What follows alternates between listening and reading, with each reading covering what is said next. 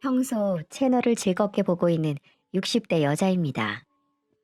늘 채널을 듣고 울고 화내기도 하고 웃고는 했었는데 부족한 글솜씨를 발휘하게 된 건 저의 결정이 옳은 결정인지 많은 분들에게 조언을 얻고자 용기 내서 사연을 보내게 됐습니다. 불효자는 웁니다. 혹시 이 노래를 들어보셨나요? 이제는 나온 지 80년은 훌쩍 지난 애달픈 사무곡이죠. 노래 제목에 있는 저 불효자가 제 배 아파 낳은 아들이 될 줄은 상상조차 못했습니다. 남편은 제가 28살일 때 일찍 제 곁을 떠났어요. 이미 40년 전의 일로 남편이 집으로 돌아오는 길에 난 사고였습니다. 남편의 사망보험금이 나오긴 했지만 혼자 남은 제겐 키워야 할 자식들이 3명이나 있었죠. 갑작스럽게 난 사고로 어린 자식들과 세상에 남겨진 전 이 세상 사람이 아닌 남편을 그리워할 틈도 없이 정말 악착같이 살았습니다. 기댈 곳 하나 없어서 그저 손에 잡히는 대로 일을 하며 딸 둘에 아들 하나를 열심히 키웠죠. 마땅히 배운 것도 없어서 그저 몸 쓰는 일만 하는 저와는 다른 인생을 살게 해주고 싶어서 고생 참 많이 했습니다. 그래도 사람이 뭐라도 재주 하나쯤은 있나 봅니다. 있는 돈을 요령껏 잘 굴려서 자식 3명 남부러울 것 없이 잘 키우고 대학도 졸업시키고 뭐라도 배워서 일하고 싶다고 하면 그것도 다 지원해줬네요. 나중에 저 죽고 먼저 가 있는 남편 만나면 전혀 부끄러울 것 없을 정도로 열심히 살았습니다. 이제 위에 딸 2명 다 결혼시키고 막내 아들만 혼자 남은 상태였죠. 아들은 세무사로 자식들 중에 제일 번듯한 직업을 갖고 있었고 그만큼 출세욕도 있었습니다. 일밖에 모르는 애가 언제쯤 결혼할까 했는데 제 걱정과는 다르게 할 거는 다 하고 다녔는지 같은 세무사 사무실에서 만난 여자와 결혼하겠다고 데려오더군요. 여즉 사위만 2명이었는데 이제야 며느리가 생기는구나 하고 기뻤습니다. 아들이 데려온 며느리는 정말 싹싹하고 참한 아가씨였어요. 처음 인사를 하러 온 날 손에 바리바리 이것저것 선물이라고 쌓았는데 모두 고심한 흔적이 보이는 물건들이었죠. 아들한테 제가 뭘 좋아하는지 자세하게도 물어봤는지 제가 좋아하는 건어물에 군것질거리, 꽃향기 나는 차 등등 첫인상부터 하는 짓이 정말 예쁘더군요. 결혼 전부터 이틀에 한 번씩은 꼭 전화해서 제 안부도 묻고 제가 휴대폰으로 전화만 하니까 메신저인지 뭔지 그걸 하는 법도 자세히 알려줘서 하루에 몇 번은 그 메신저를 보냅니다. 어찌나 조잘조잘 말이 많은지 며느리와 대화하다 보면 하루가 긴지도 몰랐죠.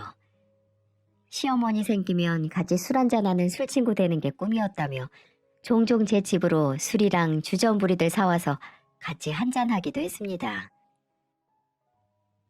어머니, 오늘은 막걸리 사왔어요. 비도 오는데 전 부쳐서 같이 먹으면 좋을 것 같아서요. 그러자, 안 그래도 묵은지가 많았는데 제가 저번에 왔을 때 그거 보고 갔었죠. 앉아 계세요. 제가 꺼낼게요. 됐어. 지윤이 너는 상이나 닦어. 김치전은 내가 해, 내가. 비도 추적추적 오는 날이라서 그런 건지 막걸리를 쭉쭉 들이키는데 혀는 다 풀어져서 본인 옛날 이야기를 하는 겁니다. 어머니, 저 솔직히 너무 힘들었어요. 뭐가 그렇게 힘들었는데? 저 중학교 때 아빠 돌아가시고 고등학교 때 엄마가 암 판정 받으셔서 제가 집안 가장이나 다름없었거든요. 사돈 어른이 일찍 돌아가신 건 먼저 알고 있었지만 사부인 이야기는 처음 듣는 거였죠. 오빠가 있다고 들었는데 어쩌다가 동생인 네가 가장 노릇을 했어? 아, 오빠 있죠. 있는데 오빠는 어려서부터 아파서 제가 눈 하나 다름없었어요. 아프다니 어디가? 우리 오빠 뇌성마비 환자거든요. 저 태어나기 전부터 다리도 못 써서 저 초등학교 때 매일 오빠 손잡고 학교 가서 오빠 교실까지 데려다주고 학교 끝나면 또 손잡고 집에 오고 했어요. 오빠가 고등학교 졸업할 때까지요. 아이고, 우리 지윤이가 정말 고생했네. 어렸을 때부터. 그죠. 저 진짜 친구들하고 놀고 싶은 것도 꾹 참고 오빠 돌보느라 고생했죠. 그리고 대학 들어가서도 오빠 병원비에 엄마 병원비 때문에 집에 여유가 없으니 장학금 받아 해서 정말 열심히 공부했어요, 저. 근데 장학금은 받아도 알바는 계속해야 했죠. 생활비가 없어서요. 근데 그 생활비도 모자라서 알바 2개, 3개씩 했다니까요. 아유, 세무사 공부는 언제 했어? 그렇게 돈 버느라고 바빴을 텐데. 알바하면서 했죠. 아침에 일어나면 카페 오픈 알바하고, 끝나면 독서실 가서 공부하고, 또 끝나면 편의점 야간 알바하고, 주말엔 독서실 총무 알바하면서 공부하고. 에휴, 제가 집안 가장이니까 아픈 오빠도, 아픈 엄마도 제가 다 책임져야 한다는 생각 하나로 열심히 했죠. 솔직히 어렸을 때는 집에 들어가기도 싫었어요. 들어가서 쉬지도 못하니까요. 정말 대단하다, 지윤아.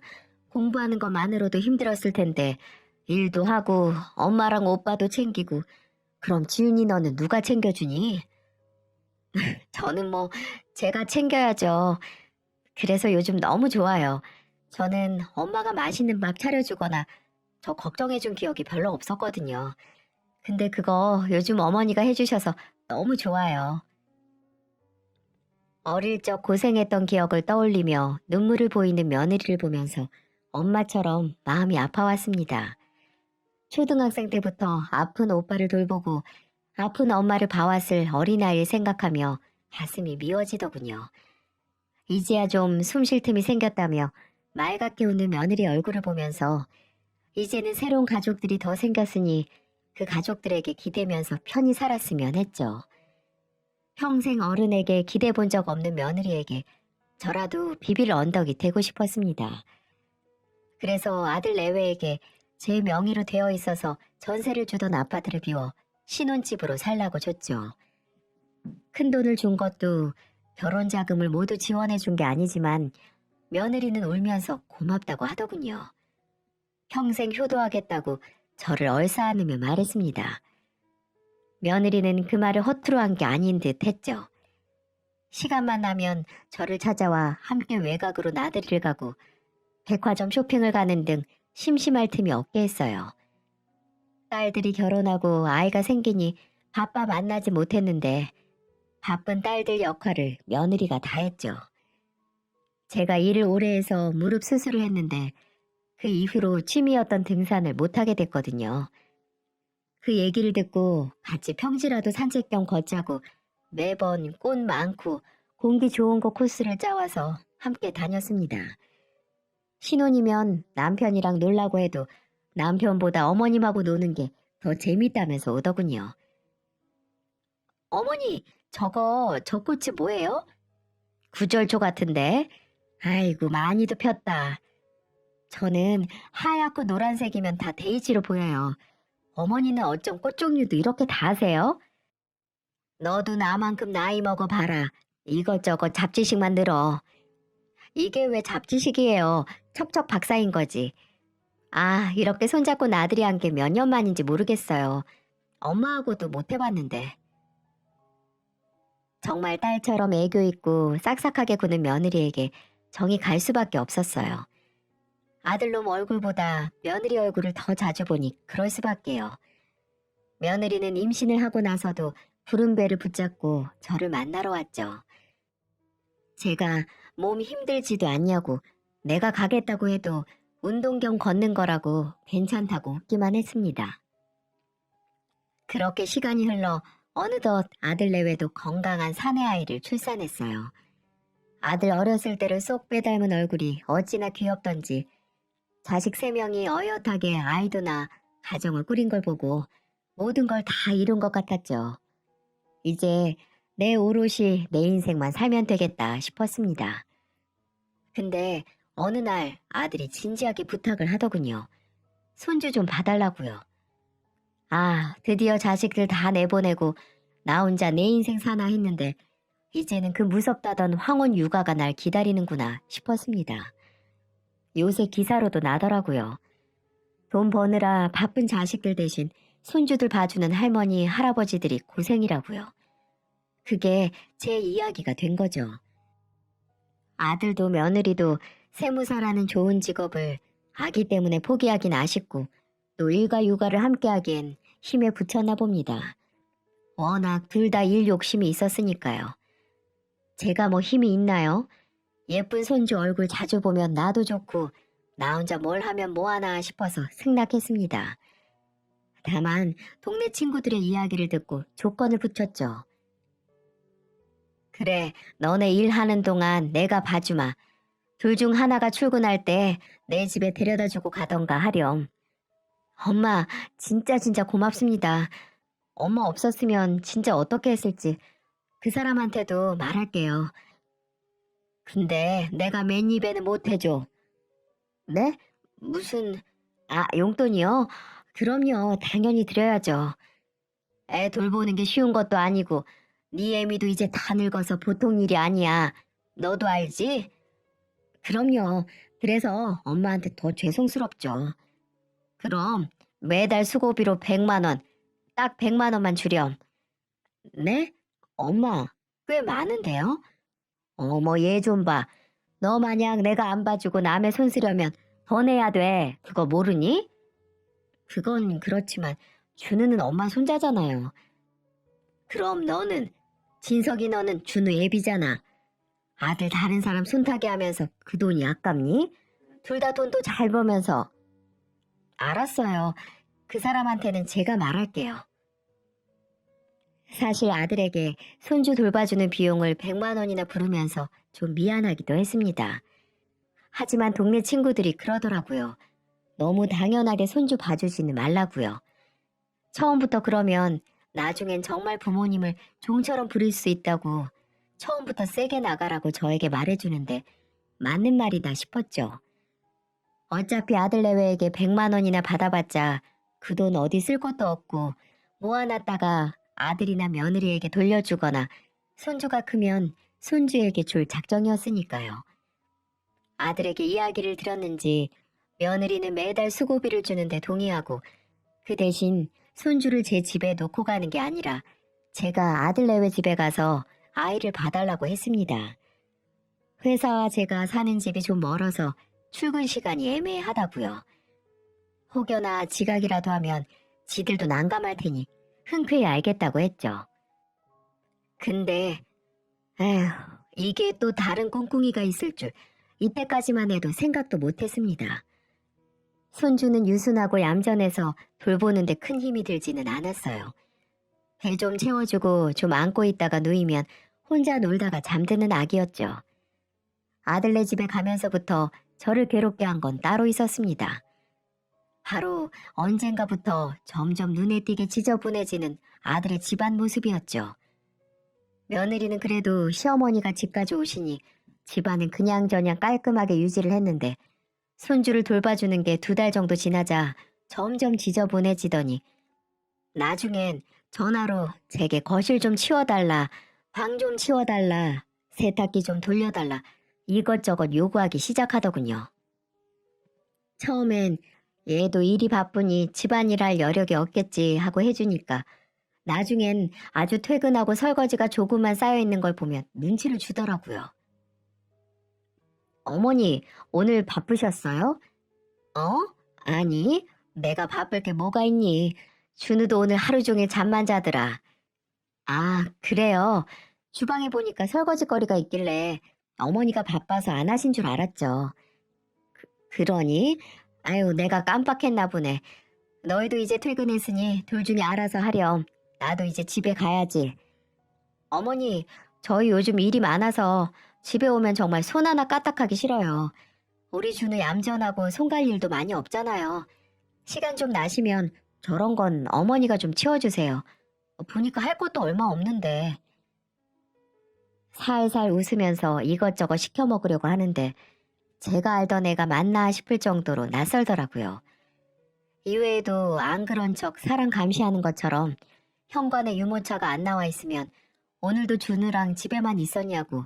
날 좋으면 좀 나가서 산책 좀 시켜달라고 하고, 나갈 때는 꼭 이 담요를 챙겨가라, 감기 걸리면 안 된다 등등 저에게 반대로 시집살이를 시키는 것 같았죠.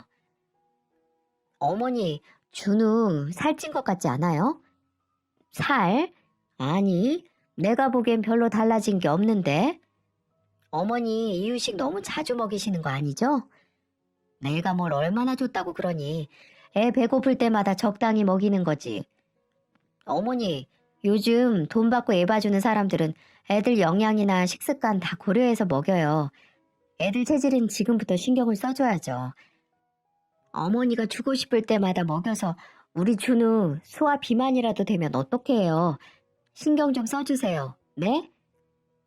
그럴 거면 이유식은 너나 진석이가 만들고 가라. 나한테 그것까지 맡기지 말고. 원래 먹이는 건 엄마 아빠가 신경을 써야 하는 부분이지. 안 그러니? 어머님, 봐주시기로 했으면 다 봐주셔야죠. 어머니만큼 돈 받는 사람들은 다 그렇게 해요. 손주가 이유식 먹일 시기가 되자 이제 이유식까지 알아서 잘 만들어서 먹이라고 하는 며느리. 한순간에 사람이 달라진 며느리도 문제지만 나 몰라라 하고 방관하는 아들놈도 문제였죠. 매번 돈 받은 만큼 하라와 같은 말을 하는 며느리는 시어머니가 손주 봐주고 100만 원 받아가는 게 아니고 왔던 겁니다. 이제는 제가 조금이라도 집이 지저분하다, 뭐가 없고 뭐는 유통기한이 다 지났더라 하면 신경질부터 내는 게 정말 이전에 제가 알던 며느리의 모습은 다 가짜였던 게 확실했어요. 저도 제가 어떻게 그 시집살이 같은 며느리 잔소리를 들으며 버텼는지 어느덧 손주를 봐준 지 반년은 훌쩍 지나 있더군요. 근데 그것도 얼마 못 가 때려치고 말았습니다. 원래는 아들 내외가 퇴근하면 저는 바로 집으로 가곤 했거든요. 근데 그날은 집에 와서도 할 일이 있다고 둘 다 서재에 틀어박혀 있고 손주가 잠들 때까지 봐달라고 하더군요. 일로 바쁜 애들을 불러낼 수도 없어서 밤 늦게까지 손주를 보고 있는데 그날따라 손주가 울면서 사람을 보채더라고요. 놀아줘도 입에 뭘 물려줘도 빽빽 우는데 열도 없고 어디가 아파서 그러는 건 아닌 것 같아 무작정 어르고 달래고 있었죠. 그때 애 우는 소리에 짜증이 난 건지 한껏 귀찮다는 표정으로 아들이 거실로 나오더라고요. 아, 뭐야, 애가 왜 그렇게 울어요? 아유, 나도 모르겠다. 뭐가 마음에 안 든 건지 계속 보채네. 아, 일을 못하겠네 진짜. 뭐라도 좀 줘요. 분유라도 타서 먹여야 하는 거 아니에요? 분유? 네 아들 이제 이유식을 먹는다, 이유식. 언제 때 분유를 말하고 있어? 그럼 뭐라도 해서 울음 좀 그치게 해봐요. 그러라고 엄마한테 돈 주는 거잖아요. 일 때문에 힘들어 죽겠는데 제발 그 애울음 좀 그치게 하시라고요. 아이씨, 피곤해 죽겠네. 늦게까지 저희 집에서 지 아들 돌봐주는 애미한테 뭐? 씨? 여러분, 이게 말이 되나요? 이게 지 자식 봐주는 늙은 애미한테 할 말인가요? 저는 저 불효막심한 아들의 말에 참을 수가 없었습니다. 우는 손주를 그냥 요람에 눕히고 소리를 질렀죠. 야, 내가 그냥 네 애 봐주는 사람이야? 나, 네 엄마야, 엄마. 네가 푼돈 몇 푼 준다고 막대할 수 있는 사람 아니라고. 아, 참나. 왜 갑자기 소리를 지르는 건데요? 애가 더 크게 울잖아요. 그때 저와 아들이 싸우는 소리에 여직 방에만 틀어박혀서 나오지 않던 며느리가 슬금슬금 나오더군요. 아, 뭐야, 둘이 왜 싸우는데? 당신 어머님한테 무슨 말 했어? 하긴 내가 뭐래. 그냥 애 좀 조용히 시키라고 한 건데 저 난리잖아. 뭐? 저 난리? 너 그 말본새 좀 어떻게 할 수 없니? 지 엄마를 종 부리듯 하질 않나? 세상 싸가지 없이 말하질 않나? 내가 널 그렇게 키웠니? 어? 네 아들 우는 걸 나한테 어쩌라는 거야? 애들은 그래. 뭘 해도 울음 안 그칠 때가 있다고. 그래. 지혜를 하루라도 돌본 적이 있어야 그걸 알지. 내가 지금 남의 애 봐주고 있니? 너희 애잖아. 니들 자식. 근데 어쩜 하루를 멀다고 엄마를 어? 시애미를 하인처럼 부려먹고 있어? 엄마, 그래서 돈 주잖아요, 돈. 엄마가 말한 금액 맞춰서 줬잖아요. 근데 이 정도도 요구 못해요? 너무 날로 먹으려는 거 아니냐고요. 제가 제대로 들은 거 맞나요? 하루 8시간을 넘게 애 봐주고 있는 늙은 어머니한테 달에 100 주면서 날로 먹는 거 아니냐고요? 저놈이 내가 배 아파 낳은 내 새끼가 맞나 싶을 정도로 배은망덕한 말을 하더군요. 몸에 힘이 쫙 빠지고 손이 파들파들 떨렸습니다. 그래, 이제 날로 안 먹으마. 아예 이제 주지도 마라. 앞으로 알아서들 해. 나보다 더 애 잘 보는 사람을 구해서 쓰든 둘 중 하나가 일 그만두고 애를 보든 해. 난 이제 안 한다. 어머니, 갑자기 그러시면 어떡해 해요. 당장 내일은 누가 봐주라고요. 아쉬울 게 뭐 있니? 네가 매번 말하던 어머니만큼 받아도 더 꼼꼼하게 하는 그 사람 구해서 쓰면 되지 않니? 나도 더 이상은 고생 안 해서 좋고 너도 내가 하는 일 보면서 만족 못해서 답답했는데 이제 그 꼴 안 봐서 좋고 내가 뭐하러 그 돈 받고 며느리랑 아들한테 종 취급받으면서 애를 보니? 난 이제 그만두련다. 준우가 그냥 애예요? 어머님 손주잖아요. 친할머니가 돼서 그 정도도 못해주세요? 저 딸처럼 생각하신다면서요. 자식들 잘 되게 옆에서 도와주는 게 부모 아니냐고요. 맞아요, 엄마. 준우 엄마 손주예요. 너희는 날 부모 취급했니? 애 돌봐주면서 아주 남보다도 못하게 하인 부르는 듯 했으면서 이제 와서 부모 자식 사이를 들먹이고 있어? 끝까지 본인들이 뭘 잘못한 줄도 모르는 모습에 오열하고 말았습니다. 수고비 준다고 이렇게 사람을 괄시해도 되는 건가요? 그것도 본인의 엄마고 시어머니인데요. 제가 지금까지 아들에게 한 헌신이 며느리에게 준 호의와 사랑이 모두 한 줌의 허상과도 같더군요. 이런 취급을 받으려고 내가 그렇게 진심을 다했나 싶어서 서러웠습니다. 이건 한두 마디로 어떻게 해결될 일이 아니고 정말 큰 충격을 줘야겠다고 생각했죠.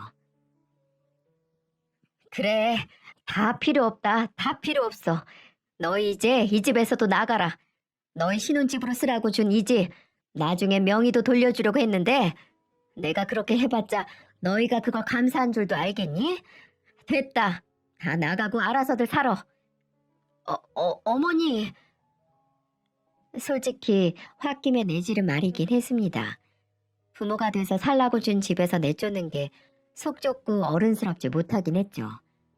하지만 제가 얼마나 화가 나고 서운했으면 이랬겠습니까? 며느리는 제 말에 순간 당황했지만 아들은 덤덤하게 팔짱을 척하고 끼더군요. 그래요, 그럼 다른 집 구해서 나갈게요. 아니, 그냥 이대로 부모 자식 연 끊어요. 이래야 속이 풀리시겠죠? 네? 엄마 말대로 나가서 알아서들 살게요. 아예 연을 끊자고 한술 더 뜨는 아들놈. 저놈이 정말 제가 고생해서 키운 사람 새끼가 맞을까요? 누가 사람을 바꿔치기라도 한 것 같더군요. 아들이 집을 나가겠다고 당당하게 나오니까 그 눈치를 보던 며느리도 아들 말에 동의를 했죠. 그래요. 나갈게요. 저희가 뭐 돈이 없는 것도 아니고 집 구하는 대로 바로 여기 비워드릴 테니까 조금만 기다리세요. 더 이상 그 둘의 얼굴을 보고 할 말이 없어서 그대로 나와 택시를 타고 제 집으로 갔습니다. 혹시나 하는 마음이 있었지만 역시나 아들과 며느리에게선 어떠한 사과도 심지어 연락조차 없었습니다. 정말 남이 된 것 같았죠. 그렇게 며칠이 지나 아들에게서 집을 구해서 아파트 비웠다는 문자 한 통 딸랑 왔네요. 진짜인가 눈으로 확인하고 싶어서 가보니 정말 가구까지 싹 다 나간 텅 빈 집이 절 반겨주더라고요. 썰렁하게 먼지만 날리는 집에 덩그러니 남으니 너무 서러워져서 딸들에게 연락했네요. 딸들은 제가 전화해서 다짜고짜 울기만 하니 놀라서 바로 뛰어왔습니다. 아들 줬던 집이 텅 비어있고 거기 엄마가 혼자 울고 있는 모습을 보고 둘 다 놀라했죠. 제게 자초지종을 들은 딸은 붕괴하더니 이참에 연 끊으라고 그딴 놈 자식 취급도 하지 말라고 저를 다독여줬습니다. 그 새끼 싸가지 없는 거 엄마만 몰랐다고. 이제 엄마 콩깍지 벗겨진 거라고요. 이렇게 한순간에 아들과 연이 끊기니 제 속이 텅 비어버린 것 같았죠. 아들이 얼마나 제게 모진 짓을 했던 상관없이 공허한 건 사실이었습니다. 딸들은 제게 절대로 먼저 연락도 하지 말라고 단단히 일렀어요. 그 후로 혼자 집에 있는 게 적적해서 딸 둘의 집을 번갈아 가면서 자고 오곤 했네요. 다행히 사위들도 얘기를 들었는지 반갑게 환영해줬고요. 첫째 사위는 이참에 같이 사는 게 어떻겠냐고 물었지만 말만으로도 고마웠습니다. 그렇게 몇 달이 지나 이제 정말 있던 아들이 없다는 걸 스스로 인정해 갈 때쯤 연락이 왔네요. 잊어서 가물가물한 번호로 전화가 와서 받으니 다름 아닌 먼저 연을 끊자고 선언한 아들놈이었습니다. 여보세요? 엄마? 무슨 일이니? 연 끊자고 한 놈이 먼저 전화를 다 하고. 엄마, 할 말 있으면 빨리 하고 끊어. 나 네 목소리 더 듣고 싶지도 않아. 누가 봐도 뭔가 아쉬운 게 있어서 전화한 목소리였습니다. 제가 그리워서 지 잘못을 뉘우치고 사과를 하기 위해서가 아니라 뭔가 원하는 게 있는 목소리였죠. 아니나 다를까 몇 번을 말을 잇지 못하던 아들 입에서 뻔뻔하게 그지없는 소리가 튀어나오더군요. 엄마, 나 1억만 빌려줘요. 참나, 내가 이 자식 낳고 얼굴에 철판이라도 씌었었나. 어쩜 이리도 염치가 없는지 웃음이 다 나옵디다. 뭐? 1억? 네가 이제 미쳤구나. 정신이 있니? 지가 먼저 연 끊자던 애미한테 몇 달 만에 전화해서는 뭐? 1억을 달라고? 엄마, 나 진짜 급해요. 이 돈 마련 못하면 엄마 아들 철창신세야, 철창신세. 당장 누구한테 쫓기는 것 같이 말하는 아들의 목소리에 가슴이 덜컥 내려앉기는커녕 무슨 수작인지 궁금만 해졌습니다. 정말 오래 얼굴을 안 보고 사니 아무리 자식이라도 마음이 뜨긴 하더이다. 철창은 무슨 철창신세야? 아니, 내가 몇몇 가게 하는 사람들한테 세금 줄여준다고 하고 몇 개 필요한 자료를 작성해서 줬는데 아니 이 인간들이 내가 뭐 사기를 쳤네 뭐네 하면서 고소를 한다는 거예요. 나 진짜 아니거든. 정말 세금 감면할 수 있게 도와준 건데 뭣도 모르고 그러는 거야 그 인간들. 근데 진짜 잘못 보여서 사무실까지 협박장 날라오고 합의금 안 주면 그대로 경찰에 고소하겠다고 하는데 그중 하나가 피해자들 3명 합의금 1억 준비하라고 하잖아요. 세상 억울하다고 본인 잘못이 아니다, 오해다라고 사명하는 아들의 말에 믿음이 가질 않았습니다. 예전이라면 분명 아들이 정말 잘못된 오해에 휩쓸렸구나 했겠지만 애미인 저에게 어떻게 했는지 이제는 알기에 억울하다는 아들의 말을 믿을 수가 없었죠.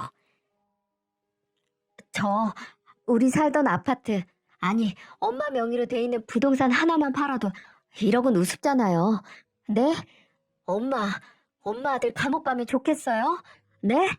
엄마, 나 안 도와주고 내가 콩밥 먹으면 엄마도 뭐 마음 편하게 지낼 수 있냐고요.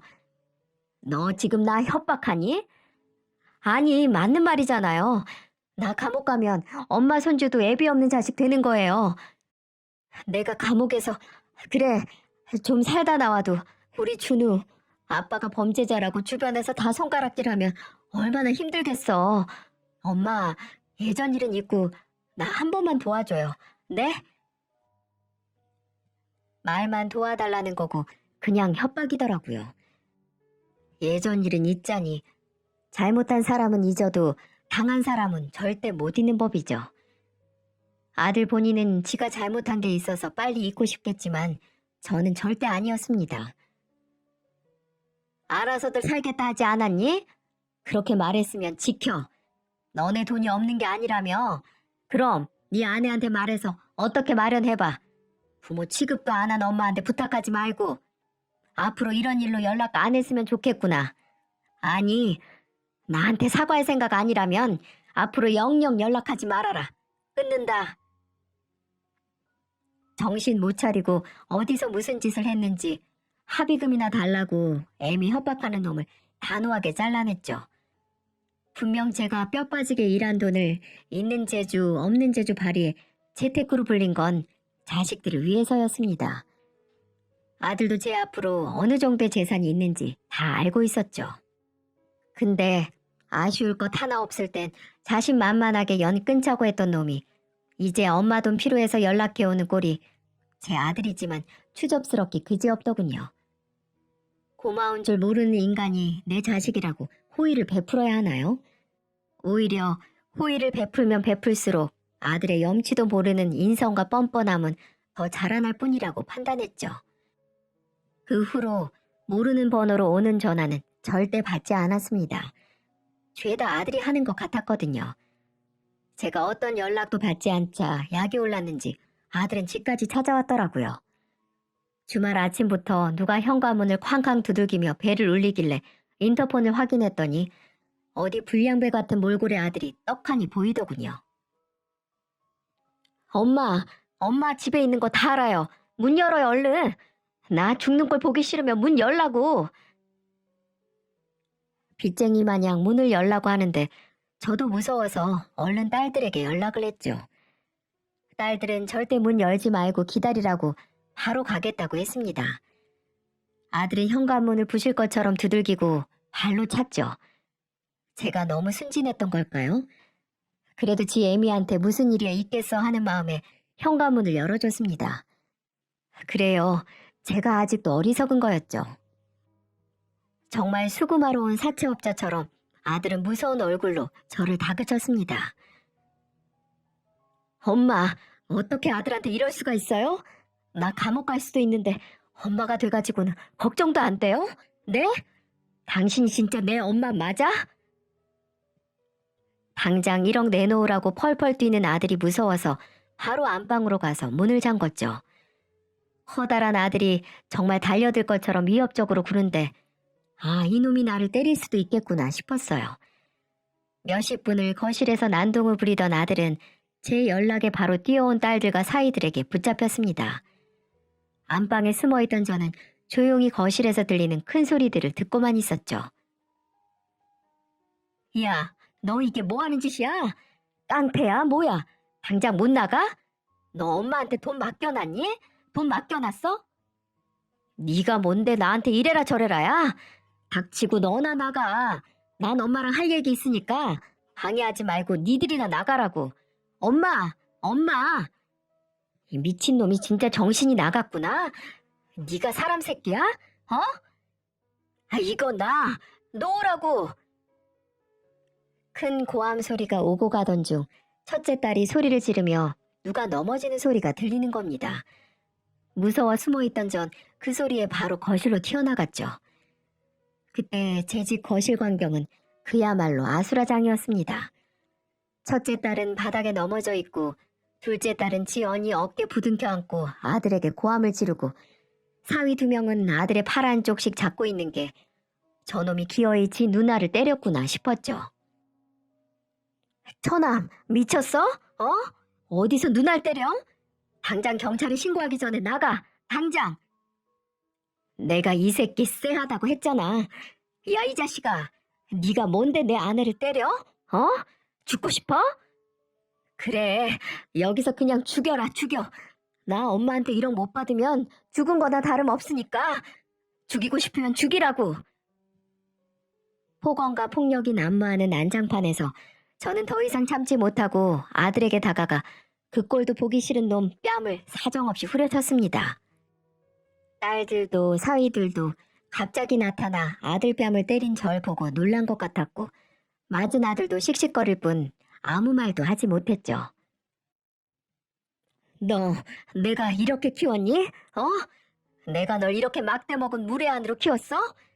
내가 널 얼마나 귀하게 키웠는데 깡패같이 지 누나 하나 때리고 부모 집에 와서 돈 내놓으라고 행패를 부려?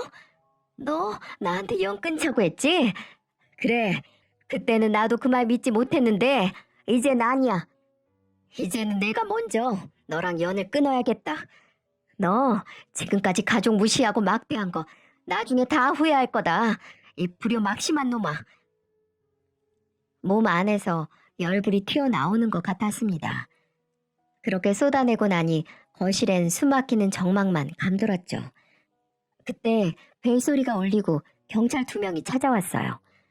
주말 오전부터 한바탕 싸움 소리가 나니 이웃 주민이 신고를 했던 모양이더라고요. 왜 아니겠어요.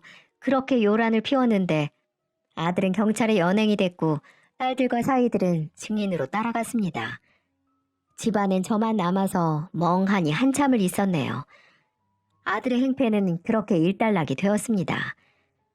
나중에 둘째 사위에게 말을 들어보니 아들이 말한 합의금은 아들이 3명의 자영업자들에게 세금 감면을 해준다는 말로 돈을 받은 모양이더라고요.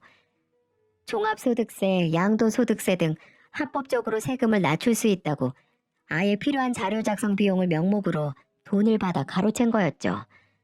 누가 봐도 사기를 친 건 아들이었어요. 그리고 피해자들이 합의금을 요구하자 연 끊기로 한 저에게 달려온 거죠. 일말에 가족으로서의 연, 자식에 대한 마음이 바스러져 사라졌습니다. 불법까지 저지르며 남의 돈까지 가로챈 자식, 제가 감싸줘봤자 끝까지 지 잘못 뉘우치지 않을 테니까요. 사위에게 그 이야기를 전해 듣고 바로 아들의 전화번호도 며느리의 전화번호도 차단했습니다. 그 어떠한 연락도 받고 싶지 않았으니까요. 사위에게 전해 들은 건 이뿐만이 아니었어요. 사위는 절 돕기 위해 며느리의 뒷조사까지 해온 거죠. 혹시라도 제가 마음이 약해져서 아들 내외를 다시 받아들일까 걱정이 됐다고 하더군요. 사위가 흥신소의 의뢰에 알아온 며느리에 대한 이야기는 말 그대로 저의 뒷목을 잡게 했죠. 이후로도 아들은 정신 못 차리고 집에 찾아왔습니다. 저는 이전처럼 멍청하게 문을 열어주지 않았어요. 처음엔 깡패처럼 당장 문을 열라고 고함치던 아들의 목소리는 날이 갈수록 애원조로 바뀌기 시작했죠. 나중엔 울며 불며 제발 한 번만 도와달라고 하는데 안쓰럽다는 생각이 한 번도 들지 않더군요. 여러분, 제가 너무 매정한 걸까요? 아예 작정을 했는지 아들은 며느리와 손주까지 데리고 찾아와 빌었습니다. 오랜만에 듣는 며느리의 목소리는 울음에 쩔어 세상 불쌍하게 저에게 매달렸어요. 하지만 매번 찾아오는 아들 내외를 피할 수는 없었습니다. 하루는 운동 겸 동네 한 바퀴를 돌고 오다가 그 지긋지긋한 얼굴들을 마주치고 말았죠. 엄마, 어머니. 저를 보자마자 정말 4발로 기대 뛰어와서 길바닥에 넙죽 엎드리는데 동네 창피해서 혼났네요. 예, 일어나라. 너 이러는 거 나 하나도 안 반가워. 오히려 창피해서 더 꼴보기 싫어진다. 어머니, 이 사람 진짜 반성하고 있어요. 매일 어머니한테 잘못했다고 우는데 제발 한 번만 봐주세요. 네? 그럼 넌 나한테 뭐 잘못한 거 없니? 네? 저는 너 잘 생각해라. 내가 지금까지 너한테 어떻게 했는데 너 준우 봐준다고 나한테 100만 원 수고비 주면서부터 달라진 거 생각 안 나니? 네, 어머니, 저도 정말 잘못했어요. 제가 그때는 일도 힘들고 준우 보는 것도 지쳐서 괜히 어머니한테 짜증냈어요. 정말 죄송해요. 저도 이 사람도 평생 어머니께 사죄하면서 살 테니까 제발 저희 좀 도와주세요. 정말 이 사람 합의금 문제 해결 못하면 당장 저랑 준우는 어떻게 해요? 네? 엄마, 나 지금 일이 커져서 사무실에서도 잘렸어요. 내 고객들이 어디서 소식을 들은 건지 다 나한테 안 맡긴다고 해서 나 정말 이제 엄마 아니면 기댈 곳 하나 없어. 엄마 아들 제발 한 번만 도와줘요. 네? 내가 왜 너희를 도와야 하니? 고마운 줄도 모르고 필요할 때만 찾는 너희같이 은혜도 모르는 것들을 내가 왜 도와줘? 부모면 무조건적으로 자식을 도와야 하는 거야? 어떤 취급을 당했던 어떤 거짓말로 지금까지 날 속여왔던 상관없이? 엄마, 우리가 언제 엄마한테 거짓말을 했어요? 너 정말 정신을 못 차렸구나.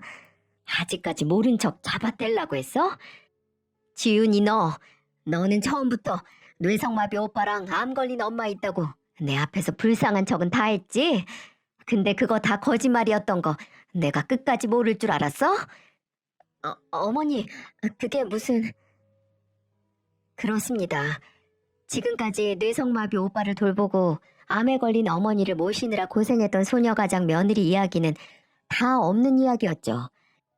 사위가 흥신소에서 알아온 며느리는 위에 오빠도 없고 암에 걸린 어머니는 새어머니로 원체 오고 가던 정도 없는 사이였던 겁니다. 근데 그걸 다 꾸며내서 제 동정을 얻어온 거죠. 그 얘기를 제게 해서 없던 신혼집이 생기기도 했으니 그 거짓말이 제대로 먹혔다고 할 수 있겠네요. 엄마, 그걸 어디서... 너도 마찬가지야. 네 아내가 나한테 그런 거짓말을 한 걸 옆에서 모르는 척 해왔던 거잖아. 아니, 너 나한테 지훈이 진짜 불쌍한 애라고 잘해주라고까지 했었지? 너도 똑같은 놈이야, 너도. 엄마 그건... 아니, 지훈이가 말 맞추자고 하길래... 여보, 내가 언제 그랬어? 아니, 당신이 엄마 아파트 몇 개 있다는 얘기 듣고 그랬잖아. 엄마 앞에서 조금만 더 불쌍한 척하면 다 받을 수 있을 거라고. 어머니, 이 사람이 지금 너무 급해서 헛소리하는 거예요. 제가 그렇게 말한 게 아니라 그냥 어머니한테 좀 우는 소리 했더니 신혼집 마련해 주시더라. 그 소리 한 거죠. 맞아, 엄마. 우리가 엄마 재산을 어떻게 하려고 한 게 아니라 그냥 정말 우스갯소리로 그냥 한 소리들이에요. 내가 정말 아들을 멍청하게 키웠구나. 공부만 잘했지 인간으로서 정말 멍청하게 키웠어. 지금 그 소리를 나한테 믿으라고 하는 거니? 어? 거짓말까지 해가면서 없는 가족까지 만들어서 속여가면서 내 재산 어떻게 받아먹을까 궁리한 걸 내가 모를 것 같아? 엄마, 그건 이 사람이 잘못한 거고 나는 엄마 아들이잖아요. 네? 친아들. 엄마 정말 하나밖에 없는 아들 이렇게 모른 척 할 거예요? 네? 아들이 뭐라고? 너 같은 아들이 대체 뭔데? 내가 남들 돈이나 갈취한 범죄자 아들을 품어? 됐다. 이제 정말 끝이야. 이 말 하기도 정말 지치는데 제발 부탁이니 연락 좀 하지 마라. 어? 너희 얼굴 보는 것만으로도 지겨워 죽겠어. 없던 사이처럼 살자. 어? 가서 알아서들 잘 살렴. 그 말을 끝으로 저는 제 갈 길 갔습니다. 하늘이 무너지는 것 같이 처참한 몰골의 아들 얼굴은 모르는 척했죠. 아들과 며느리는, 아니 이제는 남이 되어버린 그 둘은 아직까지도 제게 연락을 해옵니다. 가끔 집에도 쫓아오는데 차마 말을 못 붙이더라고요. 여러분, 하늘이 맺어준 사이가 부모 자식이라던가요? 천류는 평생 끊을 수 없다는데 가끔 제 결정이 옳은 결정인지 고민이 됩니다. 종종 모르는 번호로 전화가 오면 이번엔 받아볼까 하는 어리석은 생각을 떨칠 수가 없어요. 물론 자식이라고 부모가 뭐든 다 눈 감아주고 감싸 안아줄 수는 없는 노릇이죠. 뭐든 잘못을 하면 그 대가를 알려주는 게 진정 부모로서의 가르침이 아닌가 싶습니다. 하지만 저도 사람이고 부모라고 자기 전에 누우면 혹시라도 내가 너무 매정한 건 아닌가 이런 약한 마음이 들어요. 하지만 다시 생각해보면 천륜을 진 건 제가 아니라 저를 실망시킨 아들이 아닌가 싶기도 합니다. 정말 매일매일 생각이 이리 갔다 저리 갔다 복잡하네요. 지켜야 할 하늘의 도리를 저버리면서 아들의 잘못에 대가를 치르게 한 제 결정이 진정 옳은 결정일까요? 저의 긴 이야기를 들어주신 여러분께서 따끔한 조언과 또 따뜻한 응원을 주시길 간절히 바랍니다.